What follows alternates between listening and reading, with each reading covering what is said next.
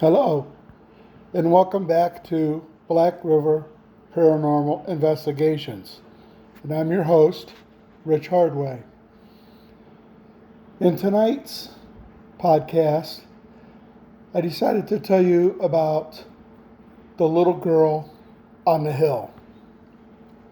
So, I grew up in a small town, population 600, about 30 miles southwest of Cleveland, Ohio.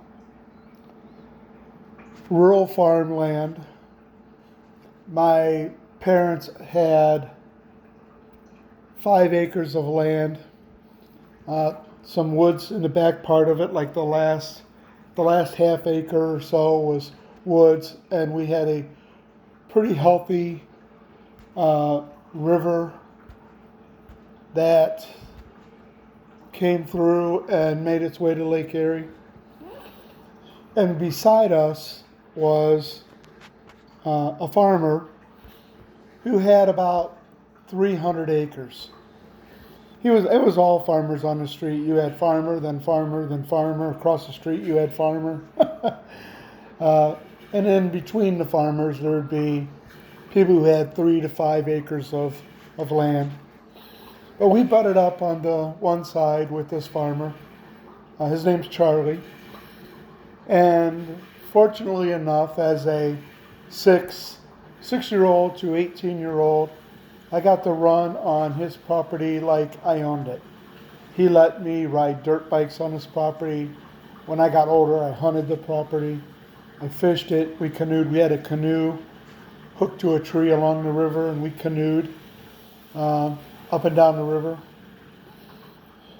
But there's the way he had his property set up was from the street so far back, coming all the way up from his barn to the edge of our property was his fenced-in area for his cows, and then half his property and half ours, there was we called it the lane, but it's where he brought his tractors in through, and we also brought our cars into the backyard of our property and stuff going up this lane.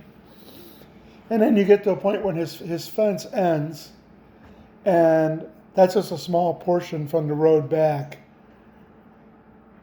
And then the lane for him would turn and run back towards his house, running on the outer edge of his fenced-in area. And then from there back to the wood line is where he planted his crops. Winter wheat, soy, corn. Pretty much about the only thing that he planted there. And then the lane would split, and then our side would run down along the property lane from him and our property. Probably about 3 acres deep to the wood line. And his was 3 acres as well, but it went across very long. And then at some point, his lane makes a turn, and he splits his 2 growing fields in half, and he runs this lane all the way back to the woods. And then his would go ahead, and his lane went into his woods, because his woods was a little deeper than ours. So his lane would go into the woods and go back.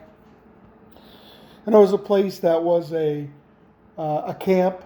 He let a local Boy Scout troop camp back there, and they kind of made a permanent camp in his woods. And there was an old unused sugar shack back in his woods on the property. Well, to get to this wood line, when his lane is running along his cow pasture, but then it turns to the left to head to the woods, it went up this little hill. And if you was walking, the hill was actually pretty steep. When I was 7, 8 years old, and I would be riding my bicycle down his lane and headed back towards those woods, up on that hill, you just got a feeling of something. You got a feeling of some presence, something that felt eerie. to you, if you sat on that hill, and this happened to me twice, just sit down and sit on the hill quietly for a little while. A lot of times, you'd think you'd hear a little girl singing.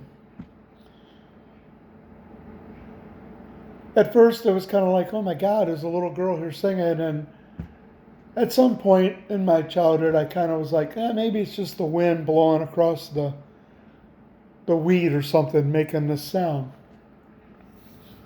So some years go by. Don't think nothing of it really. And I'm inside the farmer's house. And he had just built a house on his property for a friend that was his.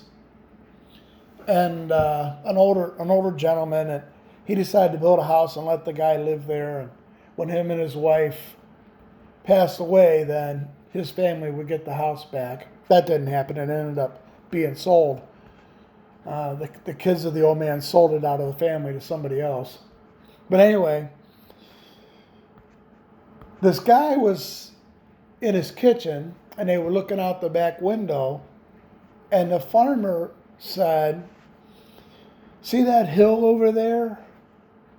And his friend said, "Yes." And he said, "A little girl was struck and killed on that hill. She was struck by lightning and she died on that hill." And I perked up. I think I'm 13 or 14 at this time. And I perked up and I was like listening to him talking, and I asked Charlie, I said, "Well, who was the girl?" This is property that had been passed down a couple generations. So he said that it would have been his father's sister.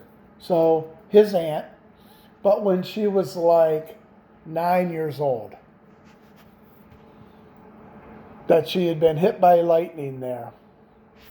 And I remember standing there thinking about all the times that I thought I heard a little girl singing, or I felt the presence of something that makes you uneasy. You know, you're sitting there and you're in the middle of this field. You're sitting in the middle of 200 acres and you're creeped out because you feel like there's some unexplainable presence of something. So from that moment on, I just kind of referred to that hill as the girl on the hill. And I didn't really go back and hang out in that area. I went through it, of course, on a Honda CR 250 dirt bike at about 70 miles an hour, but I never just stopped and sat there anymore.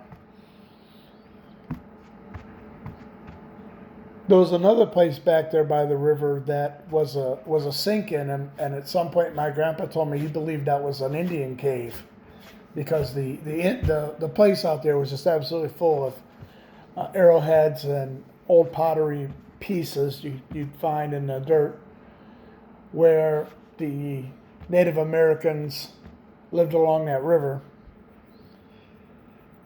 And there was another spot. It was like a sink in the side of the hill that took you down the bank to get into the river. And if you sat there in that spot, sometimes you could also feel like the presence of something. Never dark and evil, but just you had the feeling you weren't sitting there alone. We'll say that. But this is probably the lower end, leaving the 80s, you know. Well, this is probably about mid 80s, I guess. I'm going to, in my next podcast, I'm going to start talking about the 90s, which I didn't have as many occurrences. I had some in the early 90s. We get to the later 90s, early 2000s, and I start experiencing all kinds of stuff. So I don't know why that is. I don't know if you slow down, or if I'd seen enough things that I start to understand it a little more. I start to at least believe in it. Up to this point, most of my experiences were dreams. But as we roll forward, I'll try to give you a little timeline of where I'm at. And by the time I reach like 2000, there's a lot of stuff, a lot more interaction type of stuff than just dreams and feelings. Anyway, hope you enjoyed this little story from the past, and I'll catch you next time. Till then.